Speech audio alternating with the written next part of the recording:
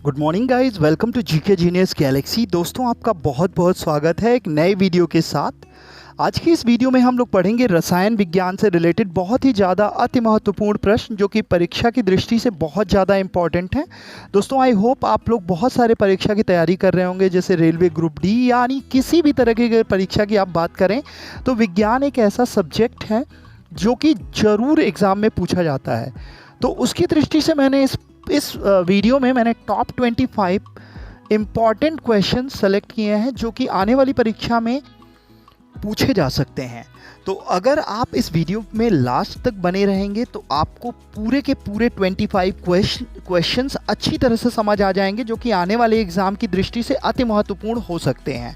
दोस्तों, इसके अलावा मैंने बहुत सारी अन्य वीडियो भी अपलोड की हुई हैं। अगर आप मेरे चैनल पे नए हैं तो चैनल को सब्सक्राइब कर लीजिएगा और पिछली वीडियोज़ जो हैं उसको भी आप जाके देखिएगा। तो चलिए शुरू करते हैं। प्रश्न नंबर 1, निम्न में से कौन ऑक्सीकरण नहीं है? आपके ऑप्शन है ए अवक्षेपण, बी भोजन का पचना, सी श्वसन, डी दहन। सही जवाब ऑप्शन ए अवक्षेपण।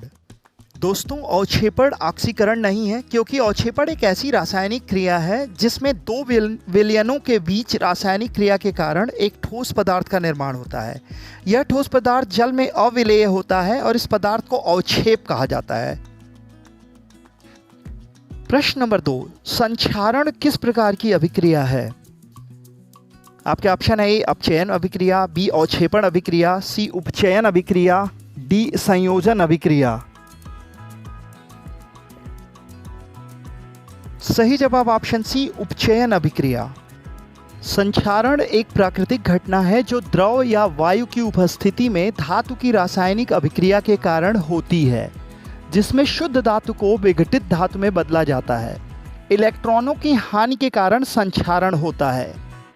इसको इस तरह से भी पूछा जा सकता है, संक्षारण एक रेडॉक्स अभिक्रिया है, तो इसका एक अलग नाम है रेडॉक्स अभिक्रिया, ये भी याद रखिएगा। प्रश्न नंबर 3, किसी अभिक्रिया में भाग लेने वाले पदार्थ क्या कहलाते हैं? आपके ऑप्शन है ए प्रतिफल, बी अवकारक, सी अभिकारक, डी ऑक्सीकारक। सही जवाब ऑप्शन सी अभिकारक। प्रश्न नंबर 4, प्रबल अम्ल और दुर्बल क्षारक से बने लवण का पीएच मान क्या है? आपके ऑप्शन है ए 7 से अधिक, बी 7 से कम, सी 10 और 14 के बीच, डी 14 से कम। सही जवाब ऑप्शन बी 7 से कम। प्रबल अम्ल और दुर्बल क्षार का लवण अम्लीय होता है जिसका पीएच मान 7 से कम होता है, क्योंकि अम्ल प्रबल होता है जिसका पीएच मान 7 से कम रहता है। प्रश्न नंबर 5, क्षारक को जल में घोलने पर क्या मुक्त होते हैं? आपके ऑप्शन है ए OH ऋण आयन, बी H धन आयन, सी दोनों आयन, डी कोई आयन नहीं। सही जवाब ऑप्शन ए OH ऋण आयन। जब किसी भी क्षारक को जल में घोलते हैं तो OH मीन्स होता है हाइड्रोक्साइड, नेगेटिव आयन मुक्त होता है, और जब अम्ल को जल में घोलते हैं तो O हाइड्रोजन आयन जो है H पॉजिटिव देते हैं। प्रश्न नंबर 6, दही में किस प्रकार का अम्ल पाया जाता है? आपके ऑप्शन है ए लैक्टिक अम्ल, बी साइट्रिक अम्ल, सी ऑक्सैलिक अम्ल, डी अन्य। सही जवाब ऑप्शन ए लैक्टिक अम्ल। दोस्तों, जैसे कि आप जानते हैं दही एक जो है दुग्ध उत्पादन है जिसका निर्माण दूध के जीवाणु किण्वन द्वारा होता है। लैक्टोज का किण्वन लैक्टिक अम्ल बनाता है जो दूध के प्रोटीन से प्रतिक्रिया करके इसे दही में बदल देता है और साथ ही इसे विशेष खट्टा स्वाद भी प्रदान करता है। तो दोस्तों, अगर आप इस क्वेश्चन का आंसर अगर आप जानते हैं या जिस भी क्वेश्चन का आप आंसर जानते हैं तो उसको आप कमेंट बॉक्स में ज़रूर लिखिए, जिससे आप अपना चेक भी कर सकते हैं कि आपको कितनी नॉलेज है। प्रश्न नंबर 7, निम्न में से कौन प्रबल अम्लीय है? आपके ऑप्शन है ए पीएच जिसका 7 है, बी पीएच 14, सी पीएच 0, ऑप्शन डी पीएच 3। सही जवाब ऑप्शन सी पीएच 0। दोस्तों, जैसा कि हम लोग पहले भी पढ़ चुके हैं कि पीएच पैमाने का जो उपयोग है अम्ल या क्षार की संख्या को मापने के लिए किया जाता है। ये 0 से 14 तक का पैमाना होता है। जो 7 नंबर होता है पीएच, विलयन की उदासीन होने की प्रकृति को निरूपित करता है। अगर 7 है तो वो उदासीन है विलयन। 7 से कम जो पीएच होगा वो अम्लीय प्रकृति को इंगित करता है, जबकि 7 से अधिक जो पीएच होगा वो विलयन की क्षारीय प्रकृति को दर्शाता है। जैसे ही हम पीएच स्तर पर 7 से 0 से आगे बढ़ते हैं, अम्ल की संख्या बढ़ जाती है, यानी 0 पीएच वाला विलयन सबसे मजबूत अम्ल होगा। वहीं क्षार की संख्या तब बढ़ जाती है जब हम पैमाने पीएच पर 7 से 14 तक जाते हैं। प्रश्न नंबर 8, जिस प्लास्टिक से कंधे, खिलौने, कटोरे आदि बनाए जाते हैं उसका नाम है? आपके ऑप्शन है पॉलीयूरेथेन, बी टेफ्लॉन, सी मेटालिक पॉलीसल्फाइड, डी पॉलिस्टराइन। सही जवाब ऑप्शन डी पॉलिस्टराइन। पॉलिस्टराइन जो है वो ऑप्टिकली क्लियर, सस्ता और आसानी से ढाला जाने वाला पॉलीमर है, यानी प्लास्टिक है, जिसे मानक ज्वेल सीडी केस के रूप में जाना जाता है। पॉलिस्टरीन का उपयोग खाद्य और गैर खाद्य अनुप्रयोगों के लिए पैकेजिंग सामग्री के रूप में, इलेक्ट्रिक, इलेक्ट्रॉनिक और संचार क्षेत्र के आवास के रूप में या प्रशीतन उद्योग में, बिल्डिंग इंसुलेशन में लाइनर के रूप में या डिस्पोजेबल मेडिकल वेयर के रूप में किया जाता है। ये बहुत ही उच्च क्वालिटी का प्लास्टिक होता है। प्रश्न नंबर 9, साबुन उद्योग को मिलने वाला उपोत्पाद है? आपके ऑप्शन है ग्लिसरॉल, बी नैप्थलीन, सी कास्टिक सोडा, डी पॉलीसरीन। सही जवाब ऑप्शन है ग्लिसरॉल। दोस्तों, ग्लिसरॉल का रासायनिक प्रतीक C3H8O3 है। ये याद रखिएगा, बहुत इंपॉर्टेंट है। साबुन वनस्पति तेलों और पशु वसा से तैयार किए जाते हैं।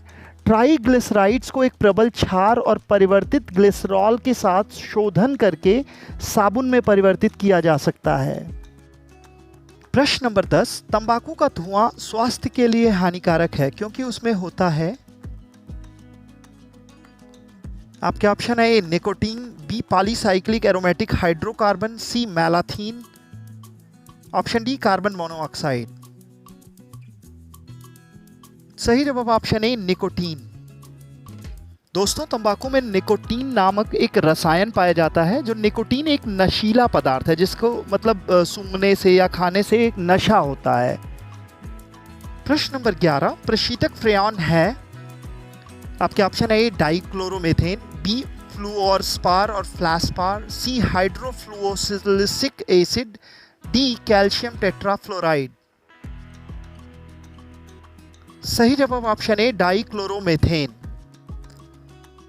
दोस्तों, प्रशीतक के रूप में प्रयुक्त होने वाले फ्रेयॉन को रासायनिक रूप से क्लोरोफ्लोरोहाइड्रोकार्बन के रूप में जाना जाता है, जिसे हम डाइक्लोरोमेथेन इसका सही आंसर है। क्लोरोफ्लोरोहाइड्रोकार्बन अपने कम विषाक्तता, प्रतिक्रियाशीलता और ज्वलनशीलता के कारण विभिन्न अनुप्रयोगों में उपयोग किया जाता है।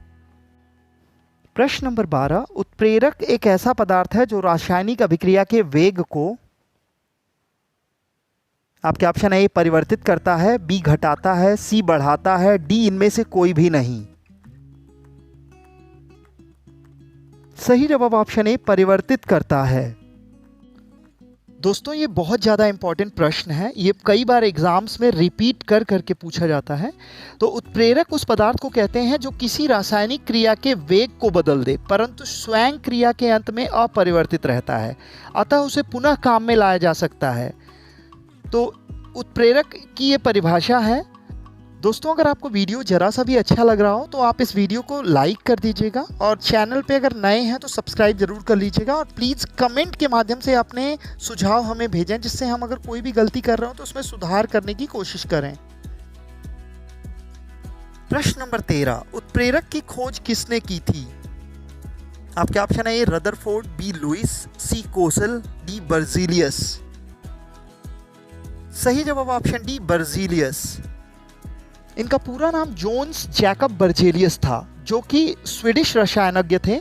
इन्होंने उत्प्रेरक की खोज की थी। प्रश्न नंबर 14, यूरिया होता है? आपके ऑप्शन है एक फास्फेटी उर्वरक, बी सोडियम उर्वरक, सी पोटेशियम उर्वरक, डी नाइट्रोजनी उर्वरक। सही जवाब ऑप्शन डी नाइट्रोजनी उर्वरक। दोस्तों, यूरिया में उपस्थित नाइट्रोजन का प्रतिशत 46.6% होता है, इसलिए यूरिया एक बहुत ही महत्वपूर्ण नाइट्रोजन युक्त उर्वरक है। इसका सूत्र CON2H4 है।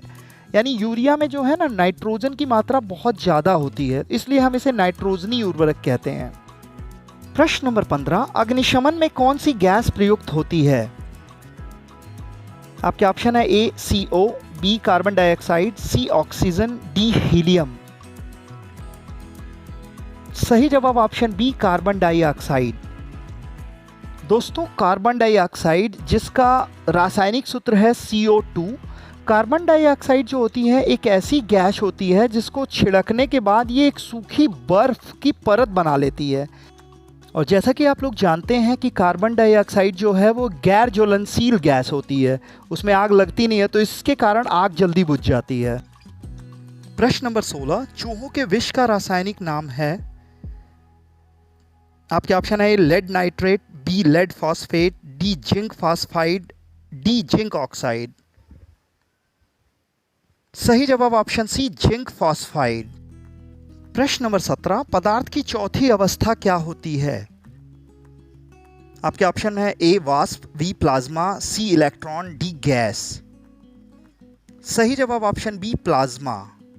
दोस्तों जैसे कि हम लोग जानते हैं पदार्थ की 3 अवस्थाएं, नॉर्मली सब लोग जानते हैं पदार्थ की 3 अवस्था है जो कि ठोस, तरल और गैस। लेकिन पदार्थ की जो चौथी अवस्था है उसको हम प्लाज्मा कहते हैं। प्रश्न नंबर 18, लाफिंग गैस का रासायनिक नाम क्या है? आपके ऑप्शन है A nitrogen dioxide, B nitrogen pentoxide, C nitrous oxide, D nitric oxide.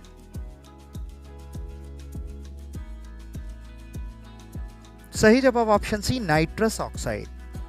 दोस्तों नाइट्रस ऑक्साइड जिसको हंसने वाली गैस कहा जाता है उसका रासायनिक सूत्र है N2O। यह एक रंगहीन और गंधहीन गैस है जिसकी खोज एक अंग्रेज वैज्ञानिक जोसेफ प्रिस्टली ने 1793 ईस्वी में की थी। प्रश्न नंबर 19, सिरके का मुख्य अंग होता है?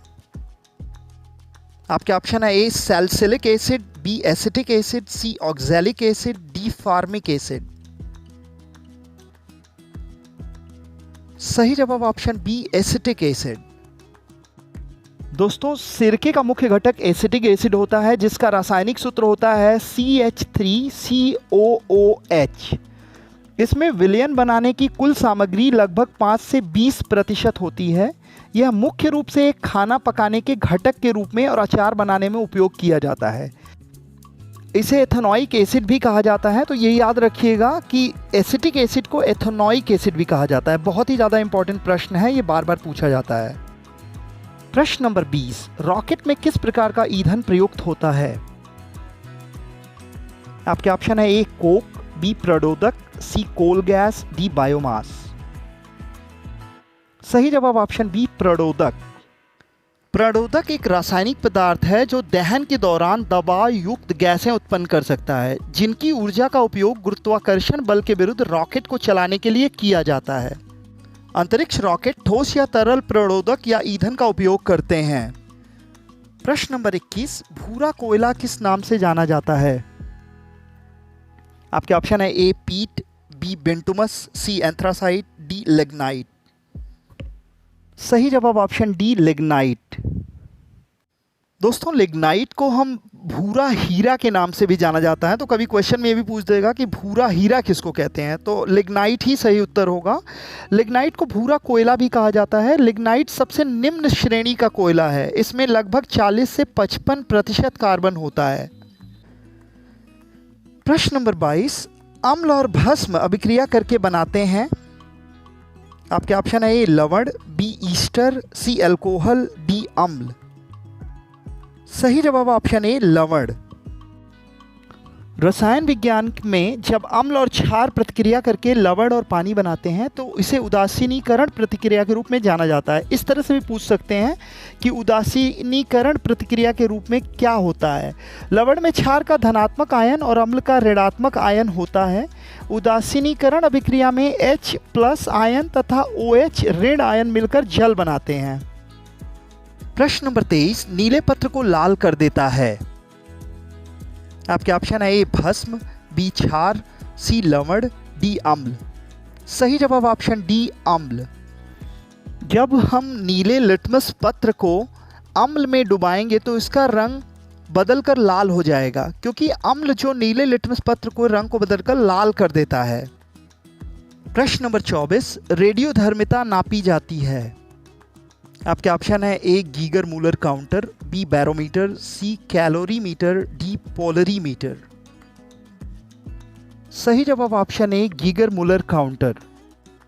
दोस्तों, रेडियोधर्मिता को नापने का पैमाना जो है वो जीएम काउंटर बोलता है, इसको गीगर मूलर काउंटर बोला जाता है। साथ ही साथ रेडियोधर्मिता के अलावा विकिरण को भी जीएम काउंटर से नापा जाता है। तो ये याद रखिएगा, कई बार ऐसे भी पूछ देता है कि विकिरण नापने के लिए क्या पैमाना होता है। प्रश्न नंबर 25, परमाणु संरचना का मॉडल किसने विकसित किया? आपके ऑप्शन है ए बोहर तथा रदरफोर्ड, बी वोल्टा, सी एल्फ्रेड नोबल, डी फैराडे। सही जवाब ऑप्शन ए बोहर तथा रदरफोर्ड। 1913 में रदरफोर्ड के एक छात्र नील्स बोहर ने परमाणु का एक नया मॉडल विकसित किया। उन्होंने प्रस्तावित किया कि इलेक्ट्रॉनों को नाभिक के चारों ओर संकेंद्रित वृत्ताकार कक्षाओं में व्यवस्थित किया जाता है। यह मॉडल सौर मंडल पर प्रतिरूपित है और इसे ग्रहीय मॉडल के रूप में भी जाना जाता है। दोस्तों, इस प्रश्न के अलावा और भी प्रश्न इससे बन सकते हैं। जैसे मान लीजिए किसी ने अगर आपसे क्वेश्चन आ गया एग्जाम में, परमाणु संरचना का मॉडल किसने विकसित किया था, तो ये याद रखिएगा, परमाणु की संरचना की खोज सर्वप्रथम जॉन डाल्टन ने अपने परमाणु सिद्धांतों में की थी।